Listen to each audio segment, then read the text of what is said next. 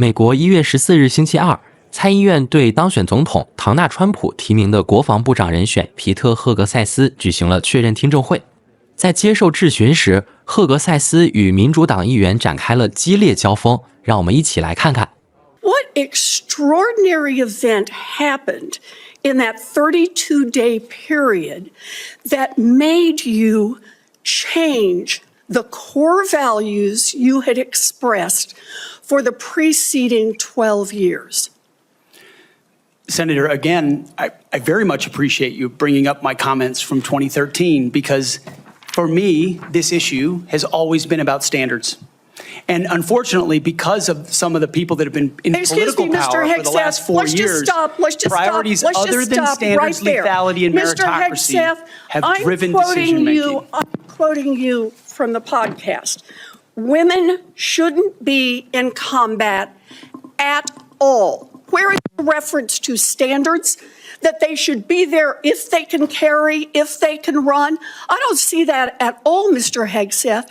What I see is that there's a 32-day period in which you suddenly have another description about your views of women in the military. And I just want to know, what changed in the 32 days that the song you sang is not the song you come in here today to sing?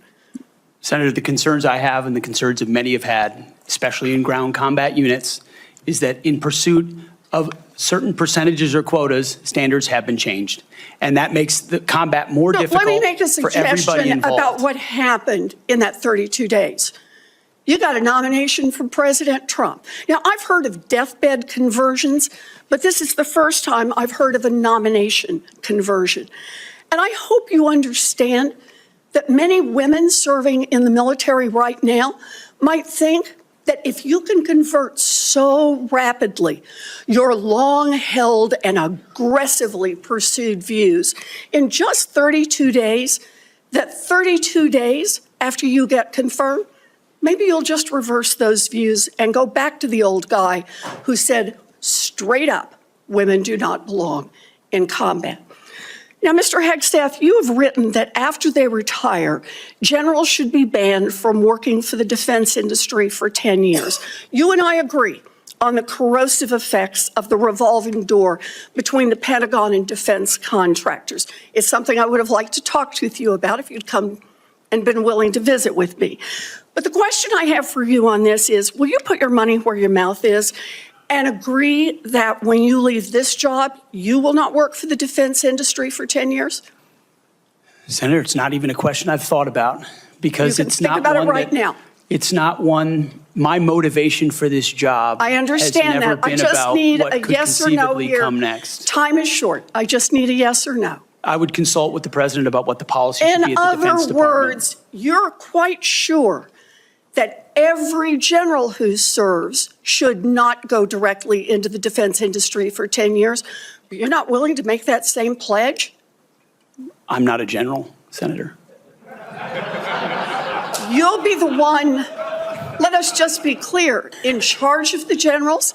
So you're saying sauce for the goose, but certainly not sauce for the gander? I would want to see what the policy of the president is. I'll bet you would. These are the requirements today for people serving in the industry, men and women. They are gender neutral, and they are very difficult to meet. They have not been reduced in any way, and our combat units, our infantry is lethal. So please explain specifically, because you will be in charge of 3 million personnel. It is a big job. And when you make these public statements, and I get you were not Secretary of Defense then, I get you were on TV, I get you were helping veterans, I get it was a different job. But most recently, you said this in November of 2024, knowing full well you might have been named as Secretary of Defense. So please explain these types of statements, because they're brutal and they're mean and they disrespect men and women who are willing to die for this country. Well, Senator, I appreciate your comments, and I would point out I have never disparaged women serving in the military. I respect every single female service member that has put on the uniform, past and present. My critiques, Senator, recently and in the past, and from personal experience, have been instances where I've seen standards lowered, and you mentioned 11 Alpha, 11 Bravo, MOS, places in units, and the book that has been referenced multiple times here, The War on Warriors. I spent months talking to active duty service members, men and women, low ranks, high ranks, combat arms and not combat arms. And what each and every one of them told me, and which personal instances have shown me, is that in ways direct, indirect, overt, and subtle, standards have been changed inside infantry training units, Ranger School, infantry battalions, to ensure that Give me one example. Please give me an example. I get you're making these generalized statements. Commanders meet quotas to have a certain number of female infantry officers or infantry enlisted, and that disparages those women Commanders who are do incredibly not have to capable meet of meeting quotas that for the standard. infantry. Commanders do not have to have a quota for women in the infantry. That does not exist. It does not exist. And your statements are creating the impression that these exist, because they do not. There are not quotas. We want the most lethal force. But I'm telling you, having been here for 15 years, listening to testimony about men and women in combat and the type of operations that were successful in Afghanistan and in Iraq, women were essential for many of those units. When Ranger units went in to find where the terrorists hiding in Afghanistan or in Iraq, if they had a woman in the unit, they could go in, talk to the women in a village, say, where are the terrorists hiding? Where are the weapons hiding? And get crucial information to make sure that we can win that battle. So you cannot denigrate women in general, and your statements do that. We don't want women in the military, especially in combat. What a terrible statement. So please, do not deny that you've made those statements. You have. We take the responsibility of standards very seriously, and we will work with you. I'm equally distressed you would not meet with me before this hearing. We could have covered all of this before you came here, so I could get to the 15 other questions that I want to get to. So women you have denigrated. You have also denigrated members of the LGBTQ community. Did you know that when Don't Ask, Don't Tell was in place, we lost so many crucial personnel, over 1,000 in mission critical areas. We lost 10% of all our foreign language speakers because of a political policy. You said in your statement, you don't want politics in the DOD. Everything you've said in these public statements is politics. I don't want women. I don't want moms. What's wrong with a mom, by the way? Once you have babies, you therefore are no longer able to be lethal. I mean, you're basically saying women, after they have children, can't ever serve in the military in a combat role. It's a silly thing to say. It's a silly thing to say, beneath the position that you are aspiring to. To denigrate LGBTQ service members is a mistake. If you are a sharpshooter, you're as lethal regardless of what your gender identity is, regardless of who you love. What is the highest level of international security agreement that you have led? And can you name some that the Secretary of Defense would lead? There's three main ones. Do you know? I have not been involved in international security arrangements because I have not been in government other than serving in the military. So my job has been to So no, the answer is no. Can you name one of the three main ones that the Secretary of Defense signs? You're talking about defense arrangements. I mean, NATO might be one that you're referring to. Status of Forces Agreement would be one of them. Status of Forces Agreement. I've been a part of teaching about Status of Forces Agreements. But you don't remember to mention it? You're not qualified, Mr. Hegseth. You're not qualified. You talk about repairing our defense industrial complex. You're not qualified to that. You could do acquisition and cross-servicing agreements, which essentially are security agreements. You can't even mention that. You've done none of those. You talked about the Indo-Pacific a little bit, and I'm glad that you mentioned it. Can you name the importance of at least one of the nations in the ASEAN, and what type of agreement we have with at least one of those nations? And how many nations are in ASEAN, by the way? I couldn't tell you the exact amount of nations in that, but I know we have allies in South Korea and Japan and in AUKUS with Australia, and trying to work on submarines with them. Mr. Hegseth, none of those countries are in ASEAN. Across. None of those three countries that you've mentioned are in ASEAN. I suggest you do a little homework before you prepare for these types of negotiations. Listen, Mr. Hegseth,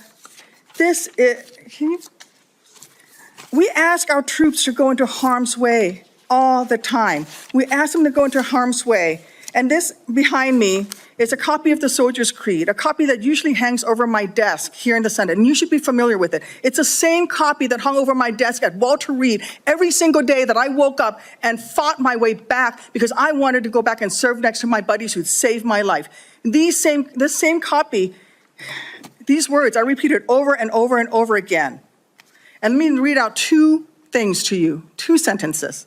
I will always place the mission first, and I am disciplined, physically and mentally tough, trained and proficient in my warrior task. Mr. Hegseth, our troops follow these words every single day, and they man up and they pack their rucksacks and they go to war. And they deserve a leader who can lead them, not a leader who wants to lower the standards for himself or raising the standards for other people. And by the way, our troops already meet the standards. We ask troops to man that ship, fight that fire, fly that helicopter until their very last breath. And they do that every single day. They cannot be led by someone who's not competent to do the job.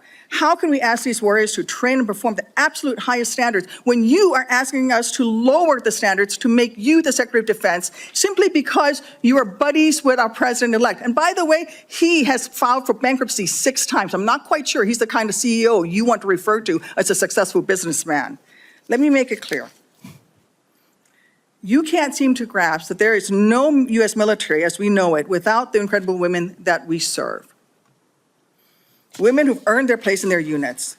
You have not earned your place as Secretary of Defense. You say you care about keeping our armed forces strong and that you like that our armed forces are meritocracy. Then let's not lower the standards for you. You, sir, are a no-go at this station. Do you think this is appropriate behavior for a leader?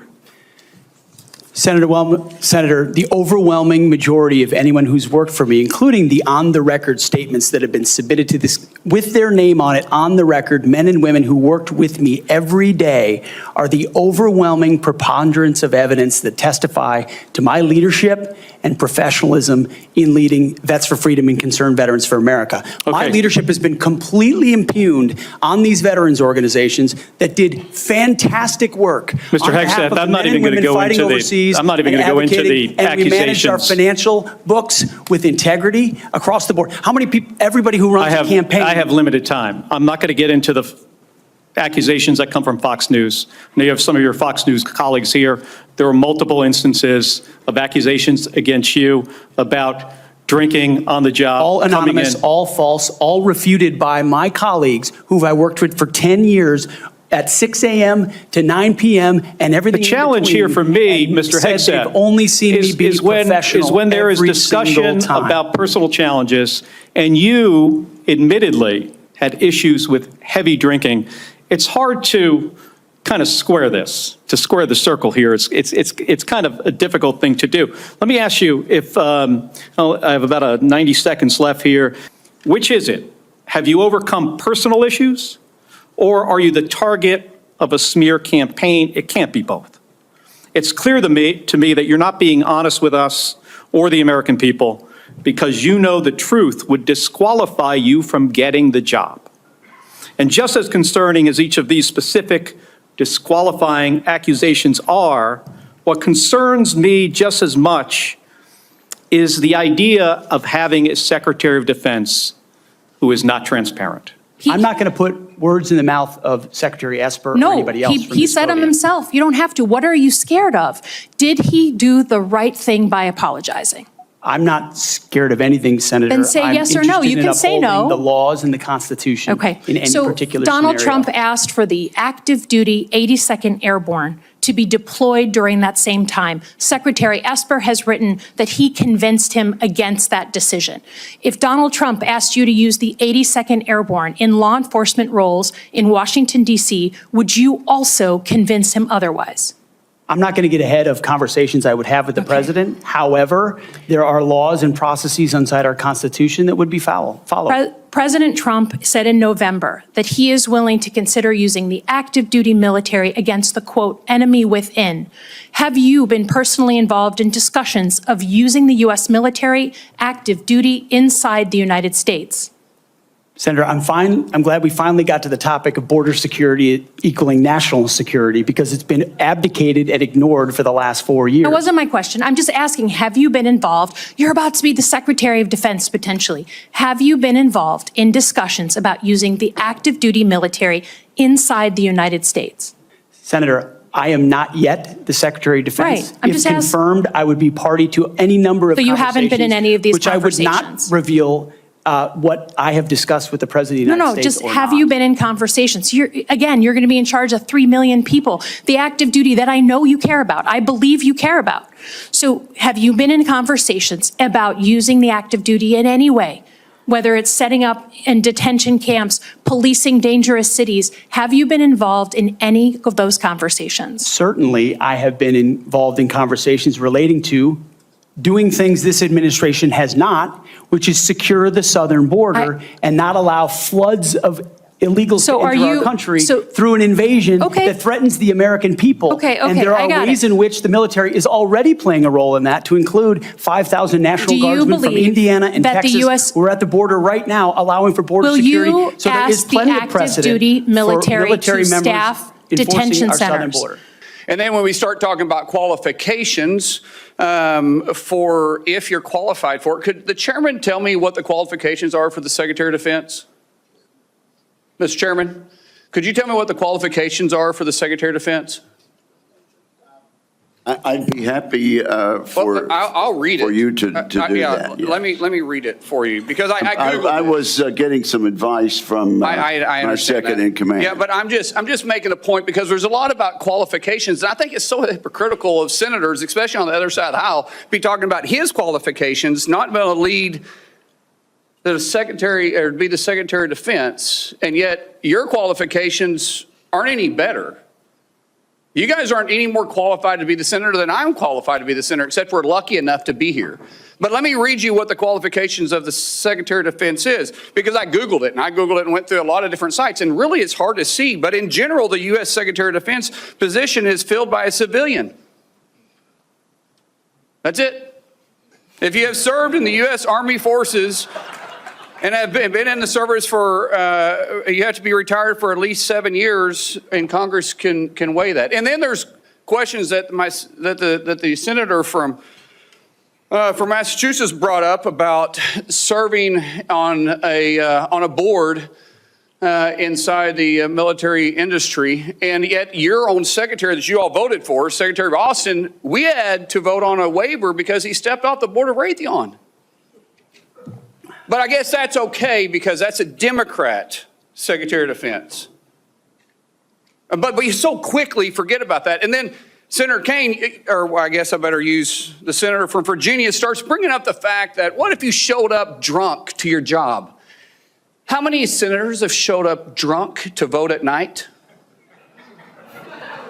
Have any of you guys asked them to step down and resign from their job? And don't tell me you haven't seen it, because I know you have. And then how many senators do you know have got a divorce before cheating on their wives?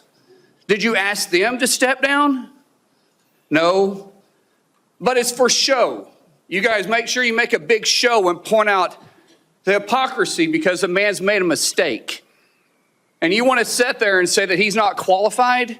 Give me a joke. I mean, it is so ridiculous that you guys hold yourself as this higher standard and you forget you got a big plank in your eye. We've all made mistakes. I've made mistakes. And Jennifer, thank you for loving him through that mistake. Because the only reason why I'm here and not in prison is because my wife loved me too. I have changed, but I'm not perfect. But I found somebody that thought I was perfect. And for whatever reason, you love Pete, and I don't know why. But just like our Lord and Savior forgave me, my wife's had to forgive me more than once too, and I'm sure you've had to forgive him too. And so thank you. So before I go down this rabbit hole again, tell me something about your wife that you love. She's the smartest, most capable, loving, humble, honest person I've ever met. In addition to being incredibly beautiful.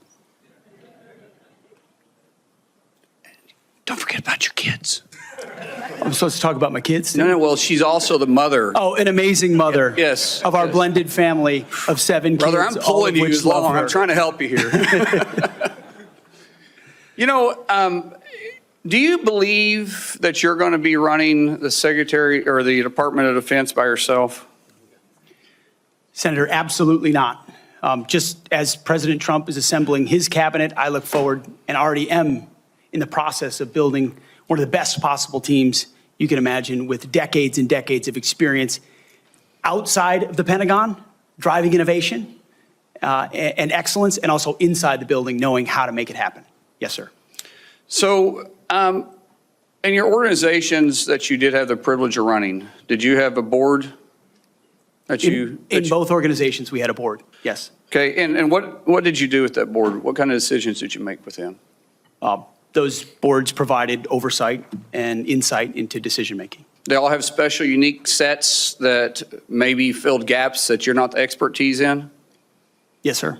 So do you believe you're capable of surrounding yourself with capable individuals that you're going to be able to run those same ideas by, and surround yourself with people that are smarter and better equipped in maybe areas that you don't necessarily carry those expertise with?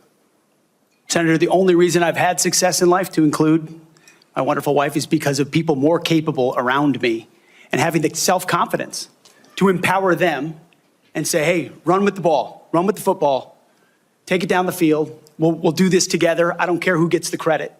And in this case, that's how the Pentagon will be run. Let's end with this, Mr. Chairman, about the qualifications. You got a man who has literally put his butt on the line. He served 20 years in the service, multiple deployments, has heard the bullets crack over the top of his head, has been willing to go into combat, been willing to see friends die for this country. And he's willing to still put himself through this. His wife is willing to still stand beside him, knowing he wasn't perfect, knowing that all this was going to be brought up, and he's still willing to serve the country. What other qualifications does he need?